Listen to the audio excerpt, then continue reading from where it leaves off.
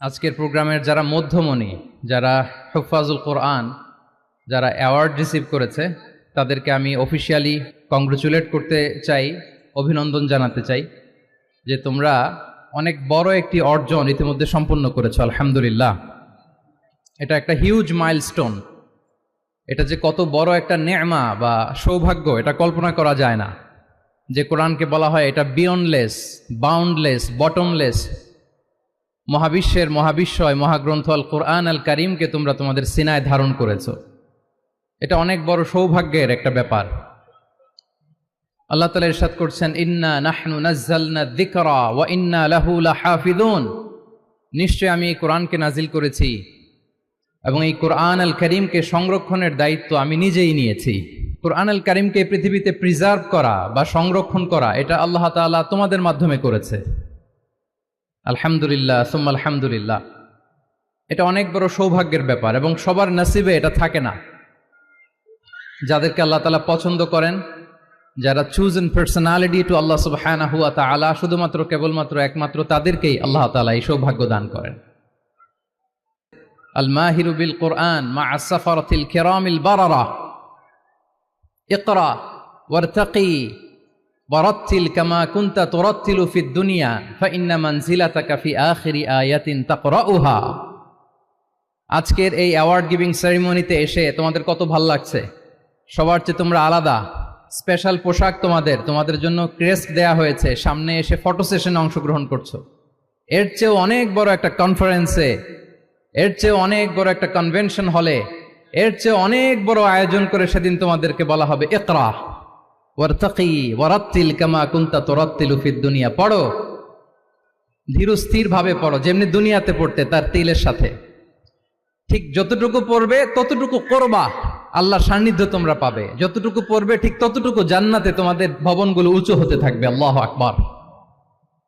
এখন তোমাদের কেমন ফিল হচ্ছে? এই দুনিয়াতেই যদি এত চমৎকার অ্যাওয়ার্ড গিভিং সেরিমনিতে তোমাদেরকে সম্মান দেয়া হয়, সেদিনের সেই প্রোগ্রামে যদি তোমরা অংশগ্রহণ করতে পারো, কেমন লাগবে তোমাদের বলো? ভাল লাগবে সেদিন? আমরা সেদিনের সেই মাহেন্দ্র ক্ষণে যেন আমরা রিওয়ার্ডেড হতে পারি, পুরস্কৃত হতে পারি, সেই প্রত্যাশা আমরা আল্লাহর কাছে রাখছি। আমরা সবাই পড়ছি আল্লাহুম্মা আমিন। সো এই continuous revision of the holy Quran, এটা তোমাদের লাগবে। আল মুদাওয়ামাতু আলা কিরাআতিল কোরআন, প্রতিদিন ডেইলি বেসিসে এটা তোমাদের ডেইলি ওজিফা করে নিতে হবে। আমি সম্মানিত অভিভাবকবৃন্দ যারা আছেন তাদেরকেও বলবো যে এটা একটা টিম ওয়ার্ক, আপনাকেও হেল্প করতে হবে। এখানে আপনার বাচ্চা কোরআন তেলাওয়াত করবে, আপনাকে শোনাবে, আপনি তাদেরকে শোনাবেন। এই টিম ওয়ার্কের মধ্য দিয়ে এই কোরআন প্রিজার্ভ হবে, এটা থাকবে। এটা বড্ড জটিল। কোরআন হেফজ করা সহজ, কিন্তু এটাকে ধরে রাখা খুবই কঠিন। সো তোমাদের জন্য first and foremost reminder tonight, প্রথম রিমাইন্ডার হচ্ছে যে রেগুলার বেসিসে এই কোরআনকে মোরাজা করতে হবে, তা না হলে এই কোরআন থাকবে না। এবং আল্লাহ রাসূল সাল্লাল্লাহু আলাইহি ওয়া আলিহি ওয়াসাল্লাম তিনি ওসিয়ত করেছেন, তিনি বলেছেন তাআহাদুল কোরআন ওয়া ইন্নাহু আশাদ্দু তাফাল্লুতান মিনাল ইবিলি ফি উকুলিহা। তোমরা কোরআনকে ডেইলি রিভাইজ করো। যারা তোমরা হেফজ কমপ্লিট করেছো, হাফাজাতুল কোরআন, তোমাদেরকে উদ্দেশ্য করে আল্লাহ রাসূল সাল্লাল্লাহু আলাইহি ওয়া আলিহি ওয়াসাল্লাম বলেন যে তাআহাদুল কোরআন, তোমরা ডেইলি বেসিসে কোরআনকে কি করো? রিভাইজ করো, রিভিশন দাও, মুরাজা করো, এটাকে সম্মান করো। ফাইন্নাহু আশাদ্দু তাফাল্লুতান মিনাল ইবিলি ফি উকুলিহা। কেননা পোষ মানানো হয়নি এরকম কোন বন্য উট যদি এটা রশি ছেড়ে দেওয়া হয়, এটা যেমনি ছুটে পালায়, দৌড়ে পালায়, এটারে ফিরে আনা যেমনি কঠিন, কোরআন হেফজ করার পরে, মুখস্থ করার পরে কেউ যদি ভুলে যায়, ওইটারে আবার রিভাইভ করা তার চেয়েও বেশি কঠিন। সো এই কোরআনকে যদি তোমরা তোমাদের সিনায় আজীবনের জন্য রেখে দিতে চাও সযত্নে, তোমাদেরকে রিভিশন দিতে হবে। এখন খুব বেশি বেশি revise and revise, revise after revise তোমাকে দিতে হবে। এবং সারা বছর কোরআনের যতটুকু নাজিল হতো, আল্লাহ রাসূল সাল্লাল্লাহু আলাইহি ওয়া আলিহি ওয়াসাল্লাম রমাদান আল মুবারাকে জিবরিল আলাইহিস সালামের সাথে রিভিশন করতেন। সারা বছর যা নাজিল হলো, এটা আল্লাহ রাসূল সাল্লাল্লাহু আলাইহি ওয়াসাল্লাম জিবরিল আলাইহিস সালামকে শোনাতেন। আবার জিবরিল আলাইহিস সালাম আল্লাহ রাসূল সাল্লাল্লাহু আলাইহি ওয়াসাল্লামকে অতটুকু শোনাতেন। যে বছর তিনি ইন্তেকাল করবেন, ওই বছর 2 বার তিনি গোটা কোরআনকে জিবরিল আলাইহিস সালামের সামনে পেশ করেছেন, শুনিয়েছেন। আবার জিবরিল আলাইহিস সালাম 2 বার আল্লাহর হাবিব সাল্লাল্লাহু আলাইহি ওয়া আলিহি ওয়াসাল্লামকে শুনিয়েছেন। আল্লাহু আকবার। তাহলে এটাই হচ্ছে সুন্নাহ। তিনি তো পৃথিবীর প্রথম হাফেজ নাকি? আল্লাহ রাসূল সাল্লাল্লাহু আলাইহি ওয়াসাল্লাম প্রথম হাফেজ ছিলেন না? উনি রেখেছেন কিভাবে কোরআনকে? প্রিজার্ভ করেছেন কিভাবে? রিভিশনের মাধ্যমে, রিভিশন এন্ড রিভিশন। তাহলে the first and foremost reminder for tonight in this ceremony for all of you today, you have to revise a lot. You have to recite a lot. প্রতিদিন recite করতে হবে, প্রতিদিন revise দিতে হবে। এটা আমাদের মনে থাকবে তো নাকি? শিক্ষার্থী বন্ধুরা আওয়াজ করো, মেক এ নয়েজ, মনে থাকবে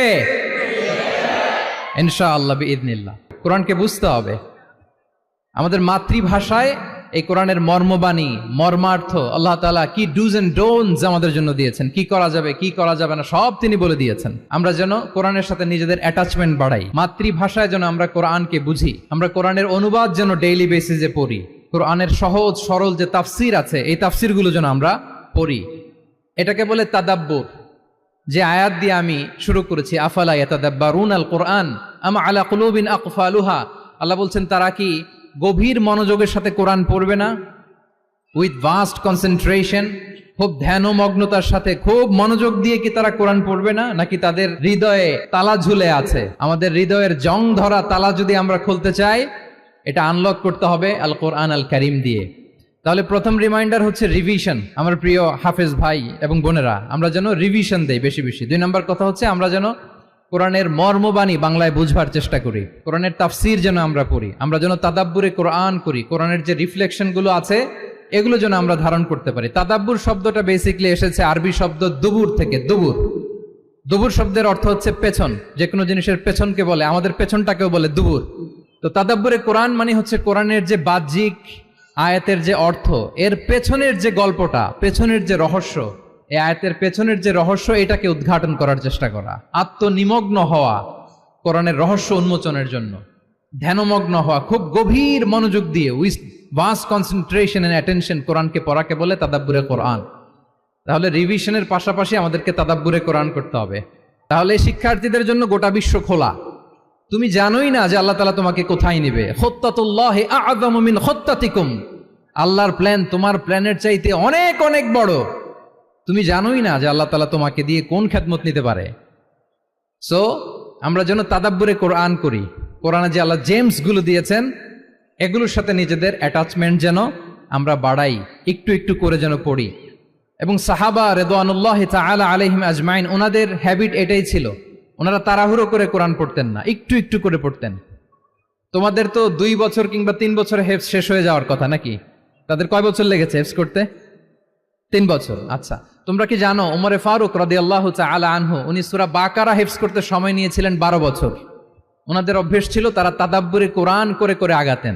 10 আয়াত পড়তেন, এটাকে মুখস্থ করতেন, এটার অর্থ বুঝতেন, এটার উপর আমল করতেন, এটাকে ধারণ করতেন, এটার উপর সাধনা করতেন, এটারে ডাইজেস্ট করা শেষ, এরপরে 10 আয়াত, আবার একই সিস্টেমে 10 আয়াত পরে এরপরে 10 আয়াত।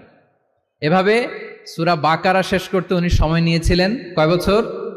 12 বছর। এবং যেদিন সূরা বাকারা কমপ্লিট করেছিলেন ওদিন উট জবাই করে সবাইকে খাইয়েছিলেন। সুবহানাল্লাহি বিহামদি। ওনারা কোরআন জানাটাকে সেলিব্রেট করতেন। আল্লাহু আকবার। কোরআন নাজিল হয়েছে কত বছরের সময় নিয়ে? 23 বছর, 23 ইয়ার্স। 23 বছরের লং পিরিয়ড অফ টাইম নিয়েছে। গারে হেরাতে প্রথমে শুরু, মক্কা থেকে প্রায় 10 কিলোমিটার উত্তর পূর্বে 634 মিটার উঁচু প্রথমে নাজিল হলো ইকরা বিসমি রাব্বিকাল্লাযী খালাক, read in the name of your lord who has created, পড়ো তোমার প্রভুর নামে যিনি শিখিয়েছেন। এই তো নাজিল হতে লাগলো, কখনো মক্কায়, কখনো মদিনায়, কখনো ঘরে, কখনো বাইরে, কখনো মরুভূমিতে, কখনো বাজারে, কখনো যুদ্ধের ময়দানে। রাসূল যেখানে, সাথে সাথে কোরআনও সেখানে, একটু একটু করে। আল্লাহ রাসূল সাল্লাল্লাহু আলাইহি ওয়া আলিহি ওয়াসাল্লাম উনি ওনার জীবনে, পরিবারে, সমাজে যখনই কোনো সংকটের মুখোমুখি হয়েছেন তখনই সমাধান হয়ে হাজির হয়েছে কোরআন। সুবহানাল্লাহি বিহামদি। যখনই সংকট তখনই কি? কোরআন।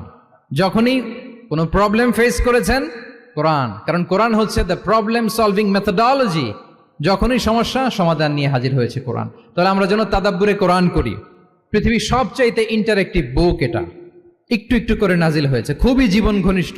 তোমরা যত পড়বে, যত রিসার্চ করবে, যত এক্সপ্লোর করবে, তত এই জ্ঞান, এই নলেজ, এই রহস্য তোমাদের কাছে ধরা দেবে। তাহলে 1 নম্বরে হচ্ছে রিভিশন, 2 নম্বরে হচ্ছে তাদাব্বুরে কোরআন, যেটা বলেছি যে এটা ইন্টারেক্টিভ বুক। যখনই রাসূল সাল্লাল্লাহু আলাইহি ওয়াসাল্লাম সমস্যার সম্মুখীন হয়েছেন তখনই কোরআন আলোকবর্তিকা হয়ে হাজির হয়েছে। এবং কোরআনকে আল্লাহ আলো বলেছেন অনেক জায়গায়, ওয়ানসালনা ইলাইকুম নূরাম মুবিনা, নূর বলেছেন আল্লাহ তাআলা, এটা আলোকবর্তিকা।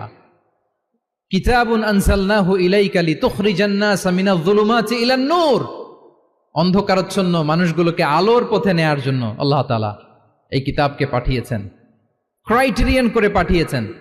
এই কোরআনের সাথে যদি আমার প্রিয় শিক্ষার্থী বন্ধুরা তোমাদের অ্যাটাচমেন্ট গড়ে ওঠে, সারা জীবনের জন্য তুমি safe. It's a criterion. Quran পড়লে, কোরআন জানলে কোনটা সত্য কোনটা মিথ্যা কোরআনের লেন্স দিয়ে তুমি পরখ করতে পারবে। এটাকে আল্লাহ তাআলা বলেছেন আল ফুরকান, তাবারাকাল্লাযী নাযালাল ফুরকানা আলা আবদিহি লিয়াকুনা লিল আলামিনা নাযীরা। ফুরকান মানে the criterion, it differentiates between right and wrong, কোনটা সত্য কোনটা মিথ্যা, কোনটা ভালো কোনটা মন্দ। এটা কোরআনের লেন্স দিয়ে যদি তুমি পরখ করো, তোমার জন্য গোটা বিশ্বটা সহজ হয়ে যাবে, কোনটা সত্য তুমি সহজেই বুঝতে পারবে।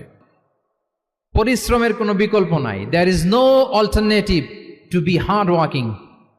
কোনো বিকল্প নেই, হার্ড ওয়ার্ক তোমাকে করতেই হবে, এটাই সবর। এই তিনটা প্রশিক্ষণই আল্লাহ তাআলা মুসা আলাইহিস সালামকে দিয়েছিলেন। লম্বা ঘটনা, তিনি খিজির আলাইহিস সালামের সাথে সফরও করেছেন, ওনার কাছে যে বিনয়ী হয়েছেন, তারপরে বারবার উনি ধৈর্য হারা হয়ে যাচ্ছিলেন, আল্লাহ ধৈর্যেরও পরীক্ষা নিয়েছেন। তাহলে বিনয়, সফর এবং সবর, এই তিনটা জিনিস জ্ঞানার্জনের জন্য অপরিহার্য। এই ফিচারগুলো দিয়ে, এই ক্যারেক্টারিস্টিক্সগুলো দিয়ে যেন আল্লাহ তাআলা আমাদেরকে ধন্য করে। আমরা সবাই পড়ি আমিন। আমরা আল্লাহর কোরআনকে যেভাবে হৃদয়ে ধারণ করতে পেরেছি, আমরা যেন কোরআনের তাদাব্বুরের মধ্য দিয়ে, কোরআনের রিফ্লেকশনগুলোর সাথে নিজেদের অ্যাটাচমেন্ট বাড়ানোর মধ্য দিয়ে আলোকিত মানুষ হতে পারি। আল্লাহ তাআলা আমাদেরকে তৌফিক দান করুক। আমি আবারও তানজিমুল উম্মাহ ফাউন্ডেশনকে অন্তরের অন্তঃস্থল থেকে শুভেচ্ছা জানিয়ে এবং তোমাদের যে এই চমৎকার সাফল্য, এই সাফল্যর ধারাবাহিকতা কামনা করে তোমাদের জন্য প্রাণ ঢালা অফুরান দোয়া এবং ভালোবাসা রেখে আমার সংক্ষিপ্ত আলোচনা এখানেই শেষ করছি। আল্লাহ তাআলা আমাদের সবাইকে কথাগুলো বোঝা আর আমল করার তৌফিক দান করুন।